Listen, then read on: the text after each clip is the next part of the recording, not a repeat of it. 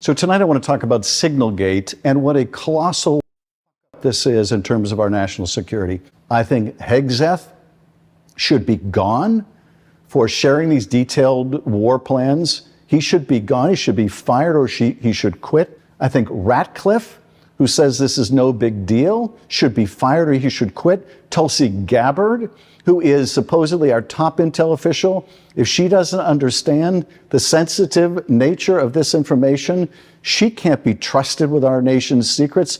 She should be fired or she should quit. And Witkoff, that moron who was texting from overseas apparently, he should be fired for just criminal negligence. They should be gone. There should be a real reckoning over this. Now, will there be?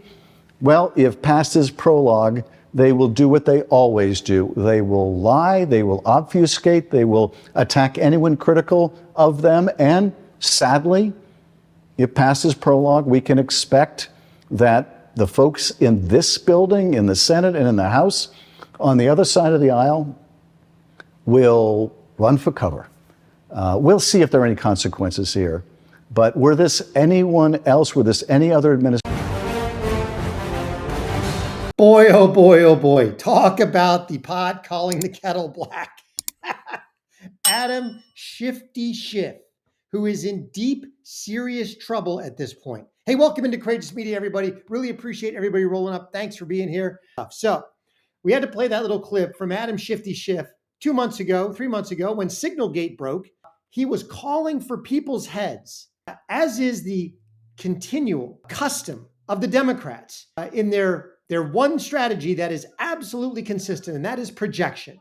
Whatever you are doing, blame the other side for doing. So Adam Schiff absolutely went nuclear, unhinged on Hegseth and Gabbard and everybody else over the Signalgate issue. I guess he was hoping that maybe he could get rid of especially DNI Tulsi Gabbard, because Tulsi Gabbard had the goods on him. We are going to dive into the fact that Adam Schiff, criminal Schiff, actually, he didn't just mistakenly leak classified information. No, he orchestrated the leak of classified information. He approved the leak of classified information. He actually facilitated the leak of classified information, all to try to destroy the Trump administration. This is big time stuff. This is violations of U.S. code in terms of the treatment of classified information. This is treasonous conspiracy. This is absolutely game-changing stuff. Welcome in, everybody. So let's dive right in. Before we do, please smash that like button. If you haven't already, subscribe to the channel. Here we go. And tonight, an update on an Ingram Angle exclusive, a Trump administration source telling the Angle that a criminal investigation of Adam Schiff is underway, conducted by U.S. Attorney's Office in Maryland for possible charges involving mortgage fraud. Now, this follows the story we broke last month when the Federal Housing Finance Agency sent a criminal referral to the DOJ alleging that Schiff, in multiple instances, falsified bank documents and property records to acquire more favorable loan terms. In a 2011 affidavit signed by the then California congressman, he certified that a property in Montgomery County, Maryland, is his primary residence. He also owns a condo in Burbank, California, which he's also claimed is his primary residence, and said so in 2023 during his campaign for Senate. I think just about every member of Congress has a residence in their state and a residence back in D.C. since we're in session much of the week. And people make a family decision where they're going to have their kids. But our principal residence, our primary residence is in California. It always has been and always will be. Ruh-roh. Well, Senator Schiff has not responded to us about these allegations, but we were able to find a statement that his campaign spokesperson gave to CNN back in 2023. She said that the Burbank condo is his primary residence, but Adam's California and Maryland addresses have been listed as primary residences for loan purposes because they're both occupied throughout the year and to distinguish them from... Which is absolutely against the law. But we've talked about Adam Schiff and his mortgage problems. Now we're adding to that the fact that he leaked classified information. This from Trump right here. You just got to love this stuff. So not only is Schiff facing 30 years for mortgage fraud, just out. Irrefutable proof that Adam Schiff approved plan to leak classified information to damage Donald Trump. And here it is. We've got Hannity with the story and the documents. This is absolutely groundbreaking stuff. You cannot make this stuff up. Here we go. Russia hoax continues to unravel, according to our friend John Solomon, and a new report tonight just out, and he will join us in just a moment. A Democrat whistleblower repeatedly was warning the FBI beginning in 2017 that the congenital liar Adam Schiff had authorized leaking classified information to smear President Trump, which, by the way, could be a violation of the Espionage Act. Here with more on this breaking report. Now realize it not only could be a violation of the Espionage Act, it is absolutely a violation of U.S. code on the treatment of classified intel.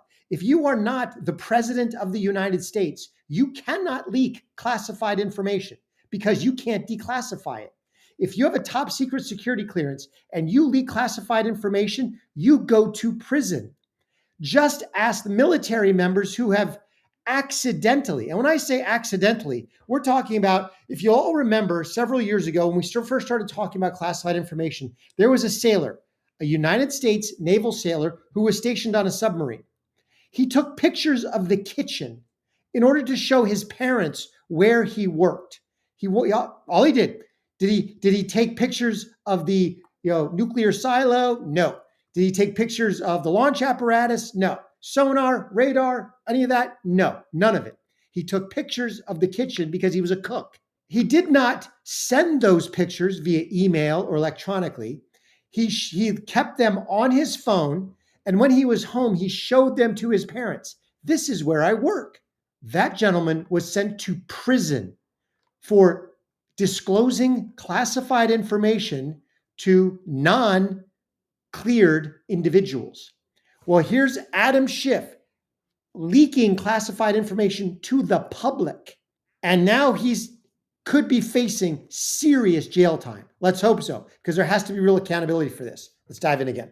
The editor-in-chief, founder, chief investigative reporter, justthenews.com, John Solomon. This is a big story, and this is a Democratic whistleblower, and there might be other Democrats implicated as well, like Kinzinger. Yeah, well, one of the guys that's in here is Eric Swalwell. Now, that is secondhand information from the whistleblower, but the whistleblower actually attended a meeting with Adam Schiff when he was ranking member.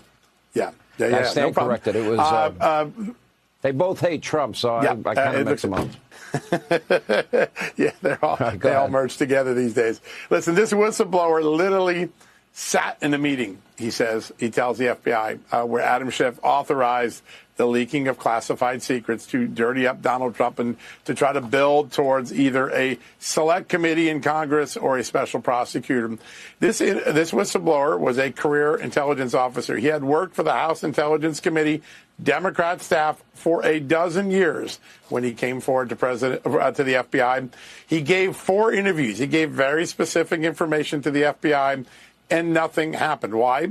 Because the Justice Department simply decided to take a pass. How many times have we sat around in the last decade and heard, we're going to get to the bottom of that classified leak, and then a few months later, we couldn't get to the bottom of that classified leak. In the case of Adam Schiff, they got to the bottom of some classified leaks, but the Justice Department chose not to act. So tonight, past attorney generals, people like Merrick Garland and Jeff Sessions and Rod Rosenstein, who was acting on Russiagate, they've got some serious questions answered. Did they know about this Adam Schiff stuff? Why did they allow it to be passed on? And will anything happen in the current Justice Department? Wow. Okay, so now you've got Schiff on mortgage fraud. Now we've got Schiff on leaking classified information. Now you've got Schiff fully embedded in whatever treasonous conspiracy Pam Bondi decides to charge these people with. Because he leaked classified information and because he leaked it as part of the hoax Russiagate probe, because he did it in order to damage President Trump, now you've got Schiff squarely in the middle of the treasonous conspiracy or the seditious conspiracy, the whole RICO case that should be being built against Schiff, Comey, Brennan, Clapper, Obama, Clinton, Susan Rice, Strzok, Page, all the above. This thing is they are starting to pull on threads, and this thing is unraveling fast. This is absolutely amazing stuff. So Schiff, who was calling for Hegseth's head and Ratcliffe's head and DNI Tulsi Gabbard's head, now should be ducking because the guillotine is coming for Schiff.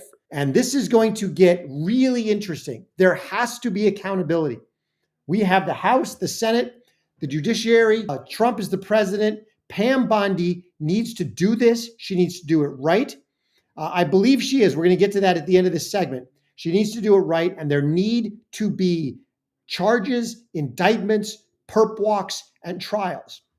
And make sure these trials are nowhere near California, the Southern District of New York, or DC. None of those federal jurisdictions will work. We have to get this out somewhere, which is why I think, even though there are multiple grand juries being impaneled, and we'll talk about that, I think this trial needs to take place in the Southern District of Florida.